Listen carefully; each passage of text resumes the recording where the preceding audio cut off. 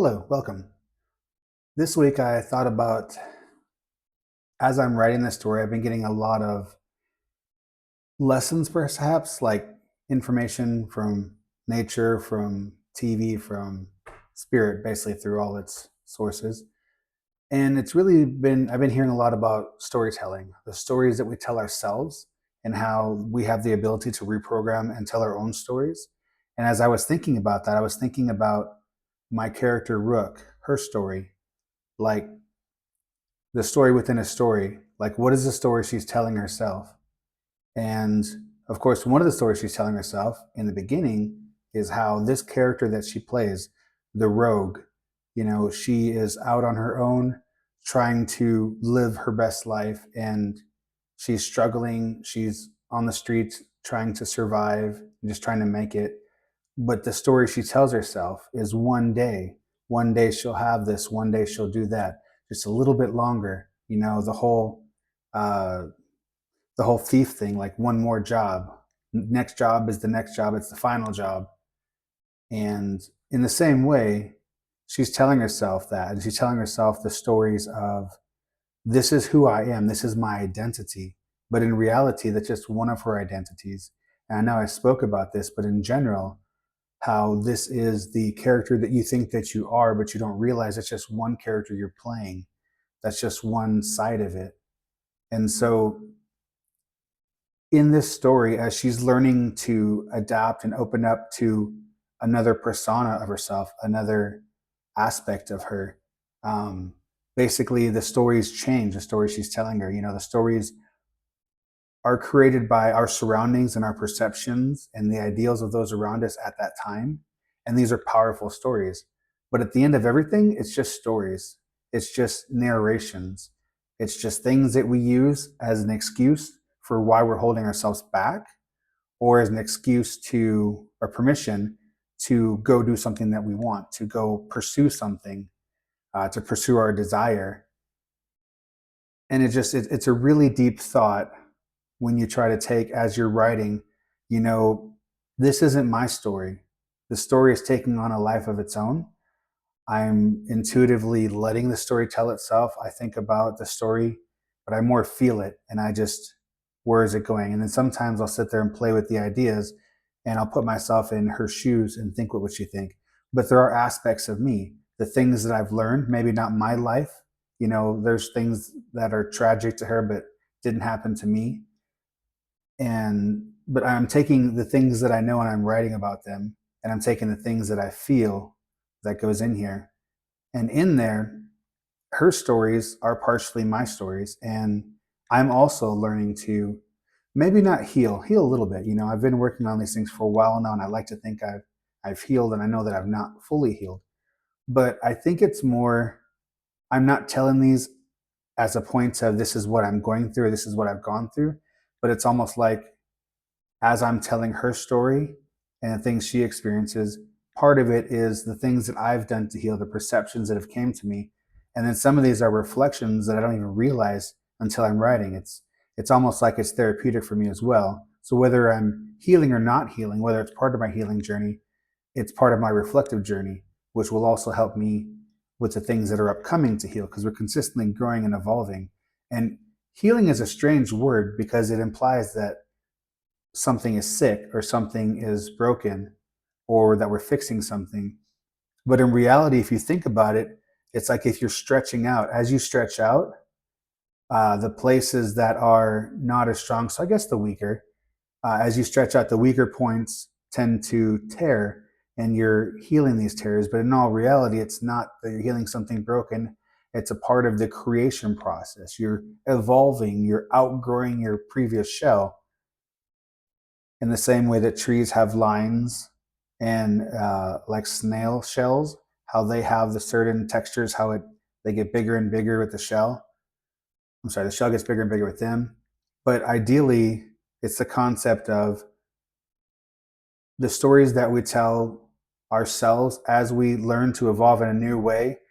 We take those stories and we evolve the stories with us, and we find the parts of us and the parts in our stories that we basically need the most attention, that as we grow, we have to grow those spots too. Like they don't grow near as fast. I hope this is making sense.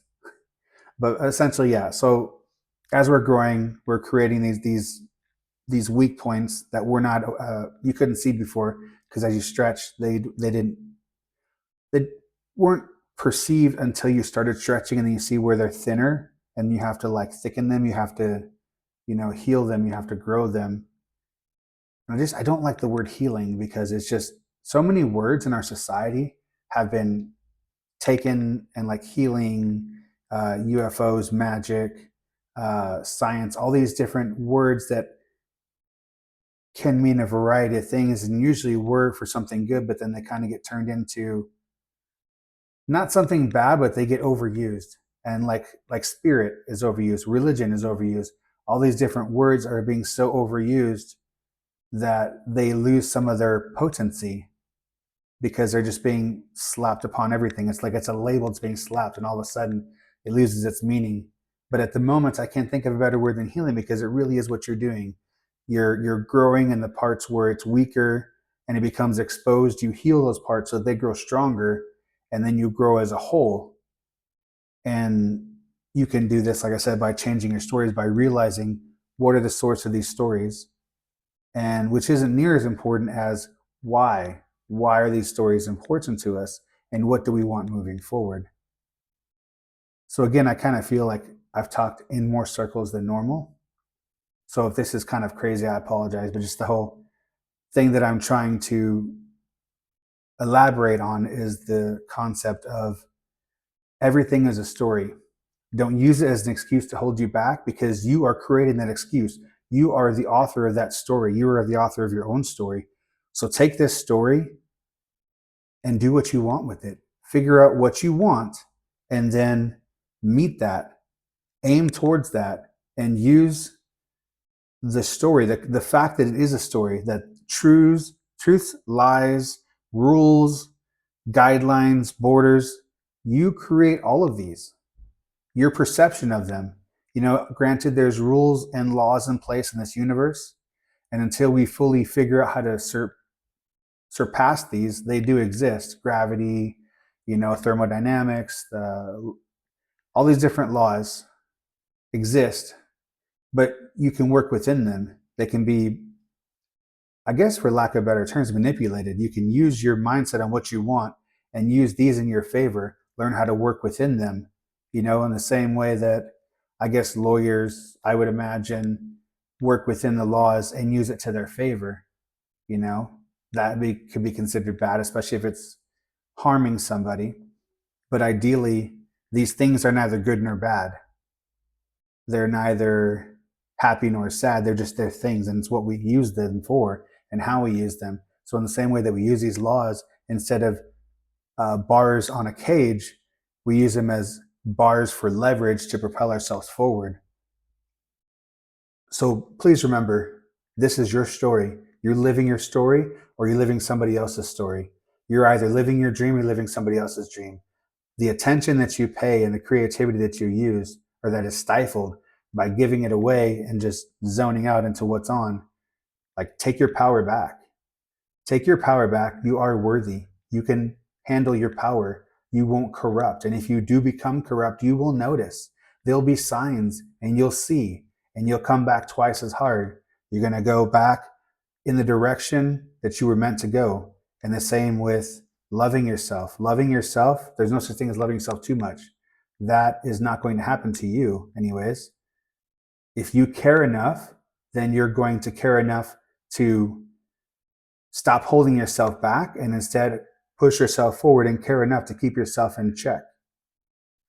So until next week, I really hope, I kind of just feel like I went in circles, and normally I do. Normally I go do and pull it back together towards the end. And I'm not sure that I did that this time. That's a tongue twister. But I just wanted to kind of get out there to please live your own story. Choose your own story. Be aware of the surroundings, of the people around you, but put you first so that you can fill your cup and you can give from a place of fullness and not give from a place of lack or weakness, but of strength. because then you embody that strength, you embody that fulfillment, you embody that empowerment, and you're going to spread that by example, and you're going to spread it by others. It's just going to come so naturally because you're thinking of fulfillment. So I will see you guys next week. Thanks for dropping in the comments, anything that resonated, any thoughts that you have, anything that you're going through. I love you guys. I will talk to you next week. Bye-bye.